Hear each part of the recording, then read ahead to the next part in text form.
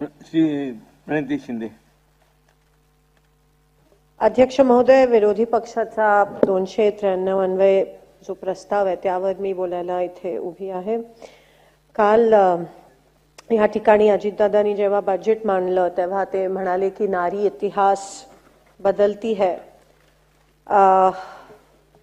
या ठिकाणी महिलांचा उल्लेख नेहमीच केला जातो, पण ह्या गोष्टीचं वाईट वाटतं की ह्या सरकारमध्ये महिलांवर होणारे अत्याचार असतील, महिलांवर होणारे अन्याय असतील, महिलांकडे बघण्याचा जो दृष्टिकोन असेल, एकंदरीत महिलांच्या प्रती जी मानसिकता आहे ती महिलांच्या विरोधातली आहे आणि ती तुच्छ आहे आणि त्या गोष्टीचा मी निषेध करते. आज विरोधी पक्षांच्या प्रस्तावावर त्या ठिकाणी विधी व न्याय असेल, लॉ अँड ऑर्डर महाराष्ट्रात असेल, त्यावर खूप मुद्दे आहेत, पण मी सभागृहाचा जास्त वेळ घेऊ इच्छित नाही. मी मला एवढंच म्हणायचं आहे की नारी इतिहास जरूर बदलती है, लेकिन भीक नको हक्क हवा आहे आम्हाला. भीक नको हक्क हवा आहे, उपेक्षा नको शिक्षण हवा आहे, अत्याचार नको मायेची फणकार हवी आहे. स्त्री जग जिंकू शकते, तिला फक्त समाजाची साथ हवी आहे. पण जेव्हा सत्ताधाऱ्यांची साथ नसते तेव्हा समाजाला वाटायला लागतं की जर आम्ही पण महिलांच्या विरोधात बोललो किंवा महिलांच्या विरोधात आम्ही काही केलं तर आम्हाला 100% त्याचं समर्थन मिळेल.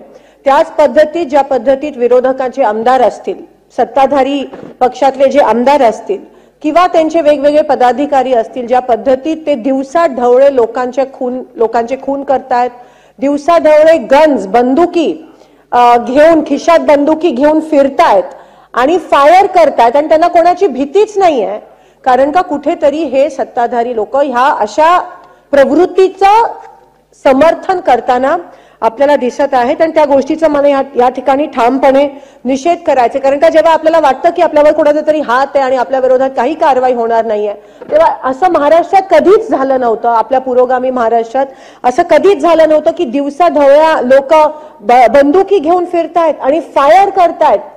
हे असं कधीच झालं नव्हतं. आपला महाराष्ट्र पुरोगामी साधू संतांचा महाराष्ट्र आहे आणि आज ह्या महाराष्ट्रात जे काही होताना दिसतंय त्याचं एक वाईट वाटतं आणि ही शोकांतिका आहे. महिलांचा विषय जर आपण घ्यायला गेलो तर आत्ताच अनेक दिवसापासून अंगणवाडी सेविकांचा मोर्चा त्या ठिकाणी आझाद मैदान असेल, जिल्ह्यात अंगणवाडी सेविकांचा मोर्चा चालू आहे. भाकरी चटणीचं आंदोलन सुरू आहे. ह्या अंगणवाडी सेविका असतील, मदतनीस असतील, ह्या आपल्या महाराष्ट्राचा कणा आहेत.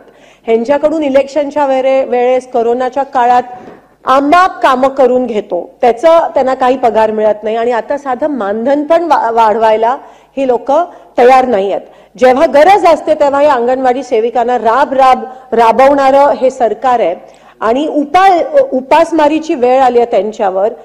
साधं त्यांना फक्त 500 रुपये 1000 रुपये मानधन वाढीचा जो प्रस्ताव आहे तो पण ह्या सरकार मंजूर करत नाहीये. ही या ठिकाणी शोकांतिका आहे. आज ह्या अंगणवाडी सेविका ह्या माता भगिनींची अवस्था एवढी वाईट आहे आणि त्यांचा उपयोग परवा काहीतरी नवीनच आरक्षणाचा सर्वे निघाला. तो नेमका कसला सर्वे होतो, प्रत्येकांच्या घरी जबरदस्ती करून हा सर्वे घेतला, तो कसला होता, त्यासाठी पण महानगरपालिका, जिल्हा परिषद, अंगणवाडी सेविकांचा वापर केला गेला. म्हणजे हे सरकारी कर्मचारी आहेत, हे गव्हर्नमेंट सर्व्हिसमध्ये आहेत आणि त्यांच्याकडून तुम्ही अशी कामं, नेमकं काय षडयंत्र आहे आणि काय कट कारस्थान ह्या सरकारचं चाललंय ह्यावर देखील प्रश्न निर्माण होतो. दुसरा प्रश्न महिलांच्या निगडीत असणारा संजय गांधी निराधार योजना. संजय गांधी निराधार योजनेमध्ये काल दादांनी इथे घोषणा दिली की 1,500 आता वाढवलेत.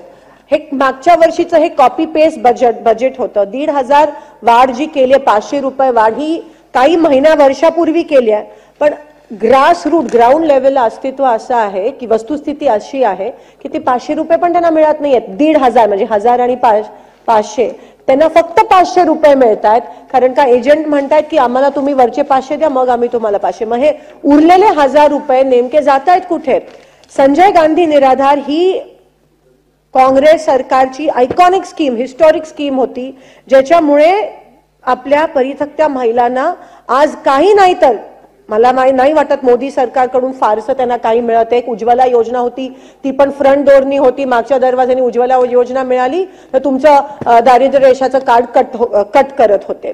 त्याच्यात पण तुम्ही जर करप्शन करत असाल, त्याच्यात पण जर तुम्ही भ्रष्टाचार करत असाल तर तुम्हाला लोकांच्या समोर जाण्याचा अधिकार आहे का? संजय गांधी निराधार महिलांचे जर तुम्ही पैसे असे कट करत असाल आणि त्याच्यावर काय 21,000चा उत्पन्न दाखला. आम्ही वारंवार इथे मागणी करतो की 21,000ची जी अट आहे ती 50 करा, 51 करा. आज 21,000ची उत्पन्न दाखला मिळतच नाहीये कोणाला तलाठ्यांकडून, कारण का तेवढं उत्पन्न राहिलंच नाहीये. आणि मुद्दामून कट कारस्थान की 21,000चा उत्पन्न दाखला द्यायचा नाही आणि म्हणून त्या महिलांना संजय गांधी निराधार योजना लागू करून द्यायची नाही. म्हणून जे लाभार्थी आहेत संजय गांधी निराधारचे ते हळूहळू कमी होत चाललेत. कुठेतरी ही स्कीम, ही योजना जी आहे ही बंद करण्याचं देखील षडयंत्र हे सरकार करत आहे, हा माझा आरोप आहे. मानधन वाढवलं ताई, तुम्हाला पण माहिती मिळत नाही, तुम्ही बसून बोलताय ते नंतर उत्तर देईन. असंघटित कामगार कल्याण मंडळाची काल घोषणा केली. असंघटित कामगार मंत्री महोदय, एवढे असंघटित कामगार आहेत, त्याच्यात बीडी कामगार आहेत, बांधकाम कामगार आहेत, यंत्रमाग कामगार घेतले. प्रत्येक कामगाराच्या गरजा ह्या वेगळ्या असतात. तुम्ही डायरेक्ट इलेक्शन आहे म्हणून इलेक्शन स्टॉप म्हणून डायरेक्ट असंघटित कामगार कल्याण मंडळ, पण त्याच्या काय आहेत, त्याचे लाभ काय आहेत, त्याचे पॉइंट्स काय आहेत, त्याच्या माध्यमातून काय बेनिफिट्स, काहीच उल्लेख नाही. फक्त इलेक्शन स्टॉप म्हणून असंघटित कल्याणकारी मंडळ. आता बीडी कामगारांच्या ज्या मागण्या आहेत त्या यंत्रमाग कामगारांपेक्षा वेगळ्या असतात.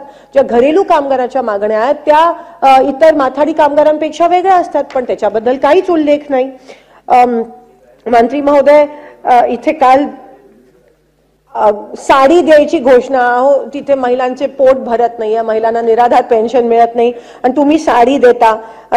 जसं मला असं वाटतं धर्मासोबत कर्म करणं पण तेवढंच महत्वाचं असतं, पण कर्म करताना हे कोणी या ठिकाणी दिसत नाहीये. त्याच्यावर साधं साडीवर काय पोट या ठिकाणी भरलं जात नाही. अध्यक्ष महोदय, जे आपल्या कुस्तीपट्टू, महिला कुस्तीपट्टू आहेत त्यांच्यावर जो अन्याय आणि अत्याचार झाला आणि तरी त्या भाजप खासदाराचा स्वागत करण्यात येतो, ह्यावरून कळतं की सत्ताधाऱ्यांची मानसिकता ही महिलांना किती तुच्छ समजणारी त्यांची ही मानसिकता आहे. अध्यक्ष महोदय, महागाई वाढते आहे. मला जाहिरात कुठेतरी टीव्हीवर दिसली की माँ ख्याल रखती है, माँ बच्चे का ख्याल रखती है, माँ बेटे को खाना देती है, लेकिन माँ का ख्याल कौन रखता है? आणि त्याच्या पुढे मला ते रेकॉर्डवर आणायचं नाही, कारण का जो खुद की माँ का ख्याल नहीं रख सकते वो हमारी माओ का क्या ख्याल रखेंगे. मला ह्या ठिकाणी हे बोलायचं आहे. मी जिस माँ की आप बात कर रहे हैं, पण महागाई जेव्हा सिलेंडरचे तुम्ही एवढे पैसे वाढवता, महागाई वाढते, 300 रुपयाचा सिलेंडर आज 1200 रुपयावर आहे, मग तेव्हा नाही का ह्या माची आठवण येत? जेव्हा रेशन दुकानामध्ये मालच नसतो, दसरा दिवाळीला आमचं सरकार साखर द्यायचं, त्या राशन दुकानामध्ये मालच नाहीये, मग तिथे नाही का माला चटके बसत? शेतकरी मरताय, तिथे नाही का या धरती माला त्या ठिकाणी चटके बसत? तर किस माँ का ख्याल रख रहे हो आप? हा प्रश्न मला त्यांना विचारायचा आहे. अध्यक्ष महोदय, आपल्या महात्मा फुले योजना आणि पंतप्रधान आरोग्य योजना काहीतरी एकत्र केली आता आपल्या महाराष्ट्रामध्ये, आणि त्या माध्यमातून एवढं मोठं स्कॅम आहे की एका हॉस्पिटलला जर महात्मा फुले योजनेमध्ये एम्पॅनल व्हायचं असेल तर त्यांच्याकडून मोठ्या प्रमाणात पैसे घेतले जातात. आणि जवळजवळ सोलापूर जिल्ह्यात 60 असे हॉस्पिटल्स आहेत जे लाईनीत आहे, ज्यांना ह्या स्कीममध्ये एम्पॅनल व्हायचे, ज्यामध्ये तुम्ही एवढे कव्हर करताय आजार, पण एम्पॅनलमेंटची परवानगीच मिळत नाहीये हॉस्पिटल्सला, आणि त्यामुळे गोरगरिबांवर ह्या ठिकाणी एक तर खासगी हॉस्पिटल एवढ्या मोठ्या प्रमाणात बिलं देत आहेत, पण गव्हर्नमेंट पण तेच करतायत. शुभ्र, ज्यांच्याकडे शुभ्र कार्ड आहे, पांढरं रेशन कार्ड ज्यांच्याकडे आहे, त्यांना तुम्ही म्हणालात आता तुम्ही ह्या योजनेमध्ये शुभ्र रेशन कार्ड ज्यांच्याकडे त्यांना पण ही योजना लागू होणार आहे. पण जेव्हा ऑनलाईन ते भरायला जातात तेव्हा पांढरं रेशन कार्ड ती ऑनलाईन साईट ऍक्सेप्ट करत नाहीत. इकडे जेवढे शासकीय कर्मचारी आहेत त्यांच्या सगळ्यांकडे, आणि असं नाहीये की ते आयुष्यभर गव्हर्नमेंट सेवेत राहतात, त्याच्यानंतर त्यांची परिस्थिती इतकी बिकट होते, महानगरपालिका अधिकारी असतील, जिल्हा परिषद मधले असतील, इतकी बिकट होते आणि खासगी हॉस्पिटल्स एवढे मोठे बिल्स देतात पण त्यांना कोणत्या कोणत्याही ह्या महात्मा फुले असेल किंवा प्रधानमंत्री योजना असेल त्याची सोय मिळत नाही. तर शुभ्र कार्ड ज्यांच्याकडे आहे ते ऑनलाईन जे काय तुमचं हल्ली सगळं ऑनलाईन चाललंय आणि तुम्ही गुजरातच्या पण ठेकेदारांना आणि कंपनीजना ते ऑनलाईन करायला देताय, त्यामुळे महाराष्ट्राच्या गोरगरिबांचा त्या ठिकाणी नुकसान होत आहे. हा मोठा एकंदरीत स्कॅम चालू आहे. ह्यांचं प्रायव्हेटायझेशन आणि खाजगीकरणामुळे आमच्या सोलापुरातले पंप हाऊस आहेत, तिथे जे काम करणारे जे कर्मचारी आहेत त्यांच्या तर ठेकेदारांनी कहर केला. त्या पंप हाऊसचे जे कर्मचारी आहेत त्यांना या ठेकेदारांनी सांगितलं की तुम्हाला जर पगार पाहिजे असेल, त्यांचा पगार काय, ऑपरेटरला ₹17,500 आणि मजुराला ₹16,200, त्यांना मिळतात फक्त 13,200 आणि 11,200, ते पण वेळेत मिळत नाही. ते जे कॉन्ट्रॅक्टर्स आहेत ज्यांना खाजगीकरण म्हणजे पंप हाऊस जे शुद्ध पाणी देतात शहराला, NH पटेल आणि राजलक्ष्मी म्हणतात तुम्ही आम्हाला पहिले ₹2,700 द्या आणि मग आम्ही तुम्हाला वेळेवर पगार तुमचा देऊ. हे प्रत्येक ठिकाणी होतंय. खाजगीकरण झाल्यामुळे आज ठिकठिकाणी सगळे कॉन्ट्रॅक्टर्स म्हणतात पहिले आम्हाला कट द्या मग आम्ही तुम्हाला देऊ. म्हणजे जणू का आता महाराष्ट्र आपण गुजरातच्याच कॉन्ट्रॅक्टरला टेंडर बेसिसवर देतोय का, अशी परिस्थिती ह्या महाराष्ट्रात निर्माण झाली आहे. अध्यक्ष महोदय, ट्रेन हा विषय इथे येत नाही, पण महाराष्ट्राची अनेक लोक त्या ट्रेन मध्ये येतात जातात आणि ते ट्रेनची जे साफसफाई आहे ती पण कॉन्ट्रॅक्टरला दिल्यामुळे जनरल वॉर्डमध्ये महिलांना खूप मोठ्या प्रमाणात जे ट्रेनमध्ये जे शौचालय असतात खूप मोठ्या प्रमाणात त्या ठिकाणी त्रास होत असतो. अध्यक्ष महोदय, ह्या ठिकाणी सोलापूर जिल्ह्यामध्ये मंगळवेढा जो तालुका आहे तिकडे फक्त 24 असे गाव आहेत जे पाण्यापासून वंचित आहेत.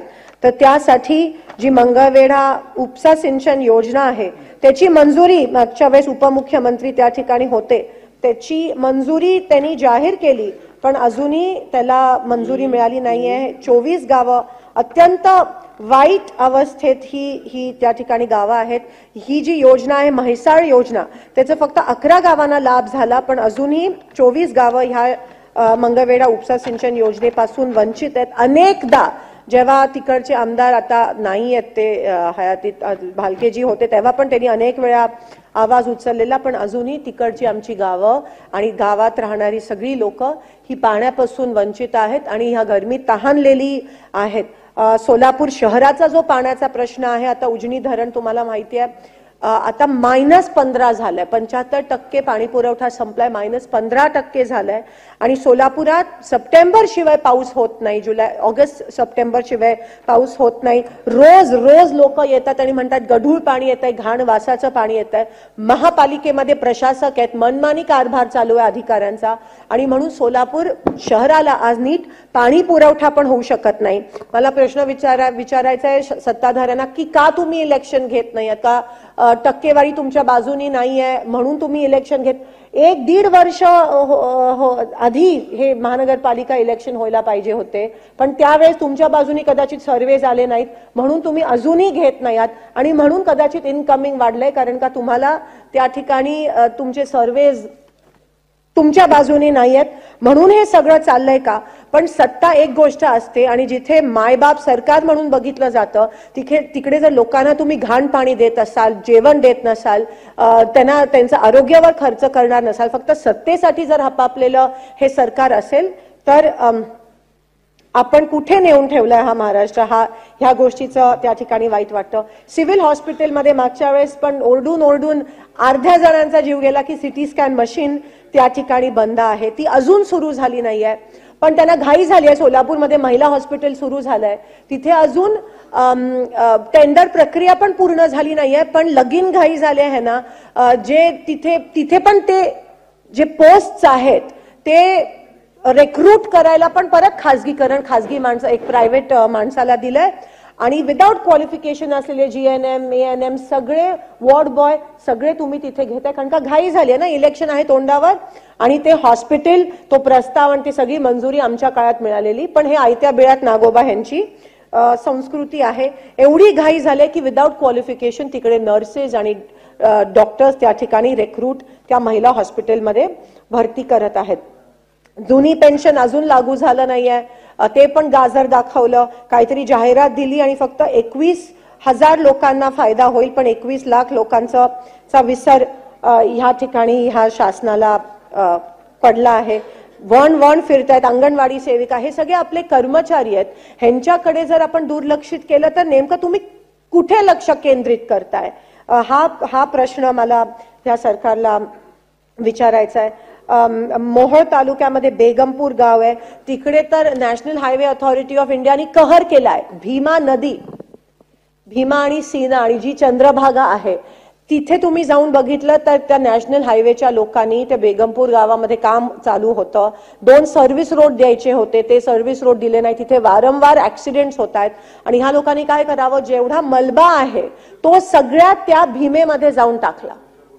म्हणजे त्या तुम्ही बघितलं तर तो भीमेचा प्रवाह आता अडवायचा बाकी राहिलाय. सगळा मलबा म्हणजे ह्यांना काही त्या आपल्या महाराष्ट्राच्या ज्या नद्या आहेत त्यांचं काही पडलं नाहीये, प्रदूषणाचं काही पडलं नाहीये. फक्त हे प्रायव्हेट लोक, खासगीकरण, NHAIचे वगैरे इतकी मनमानी चालली अधिकाऱ्यांची.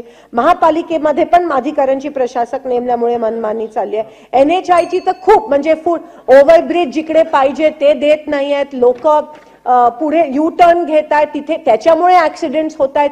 इतकी विचित्र. आणि मीटिंग लावायला त्यांना सांगितलं तर ते मीटिंग पण साधे लावत नाहीयेत, एवढी त्या ठिकाणी. आणि जर भीमेच्या पोटात तुम्ही एवढं टाकत असाल मलबा आणि त्याचा प्रवाहच बंद होत असेल आणि तिला जर एवढं दूषित तुम्ही करत असाल, जी आपल्या महाराष्ट्राला पाणी देणारी ती भीमा आहे, तर मग प्रश्न निर्माण होतात की नेमकं तुमचं काय चाललंय.